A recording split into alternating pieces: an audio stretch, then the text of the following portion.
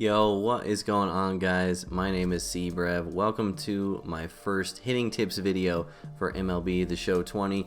If you guys don't know me, I've made it top 50 8 times in MLB The Show 19, and I made World Series 22 times over multiple accounts, obviously. And I don't say that to brag, I just say that to give you guys some perspective and that I probably have some useful and helpful tips to provide for y'all. So this is actually going to be part 1 of 3 of my hitting tips video series. This video is going to be going over the basics. I kind of wanted to focus more on some generic tips since this one will probably get the most views out of the 3, and I wanted to kind of make it more user-friendly and friendlier to newer players because of that. So there's going to be a little bit of basic stuff that you might hear from other people in this one, which is fine, but I'll let you guys know my part 2 and 3 are going to be much more specific in diving into the meat and potatoes of what I think really helps set me apart as a hitter in MLB The Show 20. So part 2 is going to be about your approach, and part 3 is going to be about strategy and mental state. So if you guys watch my content, you know I believe hitting is much more than just putting barrel on baseball in this game, and so there's going to be a lot of more niche tips that I think you guys will find really helpful in future episodes, and when those episodes are up, I will put the link in the description of this one. So let's jump right into these tips. By the way, the background footage is from Showdown. I thought it would be good for you guys to kind of see how I hit against the computer. Tip number 1, I guess tip number 0, because I don't want to encourage you guys to spend money on this game if you don't want to, but playing on a computer monitor or at least a TV in game mode is really important for performing at a high level on this game, because it reduces the lag on your user input and therefore gives you more time to see the ball into the plate, and when you press the swing button it will go through a lot faster. A lot of people know this, but a lot of people don't as well, so I just wanted to kind of throw it in the beginning. I'm not telling you to go out and buy a monitor, I'm just saying that it helps, and it's not part of my tips, I'm just saying it so you guys know. Alright, tip number 1, you're gonna want to use zone hitting and some form of zoomed in camera angle.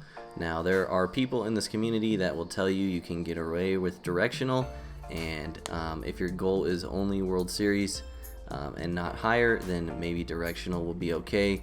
But in my personal opinion, zone is far and away the best way to perform at the plate on this game, and if you want to be good in the long term, you should be using zone hitting. I describe directional as a short-term solution and a long-term problem, and I describe zone hitting as a short-term problem and a long-term solution. So when you first start using zone hitting, it's going to be rough. It's going to be an adjustment. You're going to take bad swings. Your timing's going to be off. Your PCI is going to be nowhere close to the ball. But it's all worth it in the long run, because if you can get good at zone, you will be a better hitter than if you got good at directional. That's just a fact. So that's what I'm going to say. I think zone is really the only option hitting if you want to play this game at the highest level. As far as zoomed in camera, there's a few options. There's strike zone 1, 2, and 3. I know people that like zoom and zoom offset or offset zoom.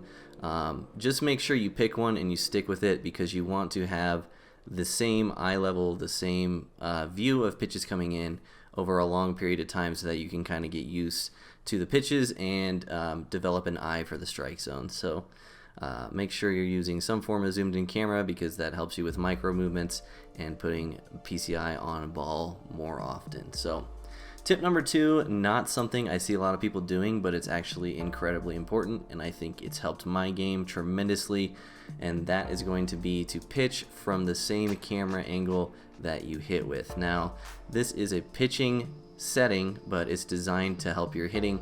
So the reasoning behind this is that you're going to be able to see twice as many pitches from your hitting camera angle than you would if you pitch with a different camera. So even though you're the one pitching, you're the one selecting the pitches and doing the pitching, subconsciously your brain is still seeing the pitches come in at the same camera that you hit with. So you essentially get double the pitches to work on your batter's eye, and I think this is super important. I don't think you lose anything from your pitching by switching your camera angle, and I think you gain a whole lot for your hitting. So this is a big tip. Please do this. It has helped me so much. I can't even describe to you guys, and like I said, I'm surprised more people don't do this. So tip number 3 sounds generic and stupid on the surface, but that's just going to be to take more pitches in general. I see so many people swinging first and second pitch with pretty much every batter. I understand the point of hitting is to hit the ball, but hitting is so much more than putting barrel on ball, like I said earlier, and you'd be surprised how many little advantages you can gain by taking a lot of pitches, especially early on. I will go much more in depth on how you can do this effectively in part 2 of this series when I talk about approach, but just for now, in general, take more pitches if you can. The more pitches you see, the better eye you will have, and when you finally get that pitch down the middle, you'll be more inclined to swing at it. So once again, this is on a macro scale, a long-term view of improvement, and so if you do this, if you take more pitches over a long period of time, you will develop a better batter's eye. Next tip number 4 for zone hitting. This is kind of a pet peeve of mine that I see from other people, but make sure you keep your PCI, or you start your PCI in the same place every single at bat, and don't wiggle around like a crazy person while you're waiting for the pitch to come in. So I'm a big proponent on rhythm and consistency. That's how I was when I was hitting in real life as well. I'm a big proponent of doing the same thing before every pitch, so that when you load into the pitch, it feels the same regardless of what they're throwing, if that makes sense. So you can see from the video, I start my PCI inside with every single batter, and I'm not wiggling the PCI at all. I don't wiggle the PCI, and I think wiggling the PCI is bad because you can't really replicate it. I know people do it to keep their thumb loose, but I don't think the juice is worth the squeeze in that regard. I think if you're just making a bunch of random crazy movements before every pitch, it's not helping your mental state to get ready for the pitch, if that makes sense, because your mental state's going to be kind of all over the place. Also, you don't have to start your PCI middle in. Start your PCI wherever you feel most comfortable starting your PCI. Just make sure you're consistent with it and that you're doing it every time. And if you feel like it's not working for you and you want to switch where you're starting your PCI, make sure you switch and don't go back. So consistency, consistency, consistency. Every pitch should be loaded into in the same way in every at bat. Once again, consistency and rhythm. That's really what I thrive off of hitting well on this game. All right, the last 2 tips are a little bit more meta, I suppose, and kind of giving you guys an intro into parts 2 and 3 of where I'm going to be going with my hitting tips.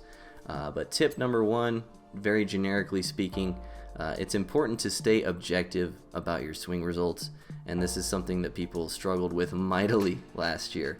What I mean by staying objective about your swing results is analyze your inputs versus your outputs and realize what's good and what's bad and what you could have done and what you could not have done to change the outcome. So a good squared up line out is a better at bat than a very late jammed hit. I think most people can agree with that, but most people don't stay objective while they're in the middle of the game to stay level headed about this stuff. So if you are squaring up a ton of balls but you're making a ton of outs, it's a micro issue. You're just getting unlucky that game. But if you continue to square up a ton of balls at a high rate over a long period of time, you will be rewarded much more than you are not rewarded. Similarly, if you're taking bad swings, if you're taking bad at bats, you might be able to steal a win or 2 away from someone, but over the long run, your win rate is going to diminish because you're not taking good at bats consistently. So what I'm trying to say is a good squared up line out you should be happy about, because you should be happy that you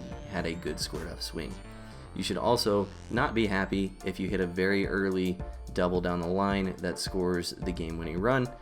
Obviously, you can celebrate. I'm not trying to be a stickler here, but looking at things objectively, understanding that an RBI double on a very early swing is a bad swing and a bad at bat. And so we're going to try to take as many good at bats as we can. Obviously, that's the name of the game in baseball.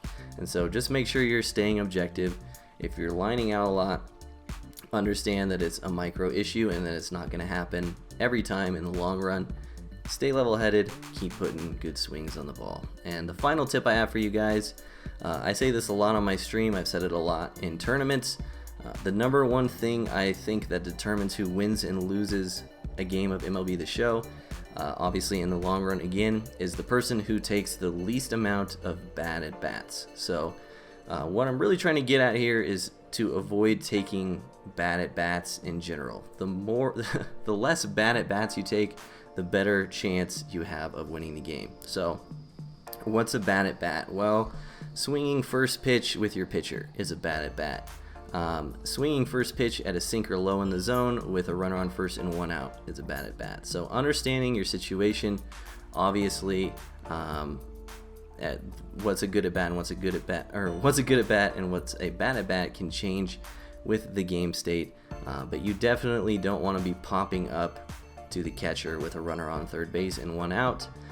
If you do that too many times, you probably aren't going to win the game. So it seems really obvious when it's coming out of my mouth right now, but I hope it makes sense for you guys. Winning at MLB The Show a lot is more about taking less bad at bats than it is about taking more good at bats, if that makes sense. So avoiding 2 pop outs is better than hitting 1 home run, in my opinion, although they can synergize and you can avoid a pop out by hitting a home run. Don't really know where this analogy is going, but that's going to be the final tip for part 1 of this video. Like I said, stay tuned for part 2 and part 3. Part 2 is approach, part 3 is strategy and mental state. We're going to get a lot more niche and specific in those videos. So if you enjoyed the content, drop a like down below on the video. It helps me out a lot. Subscribe to the channel if you're new to my content. I'm going to be pumping out a ton of MLB The Show 20 stuff this year. I love all you guys. Drop a comment if you have any questions. I'm really good at responding to comments. And I'll see you guys next time. Peace.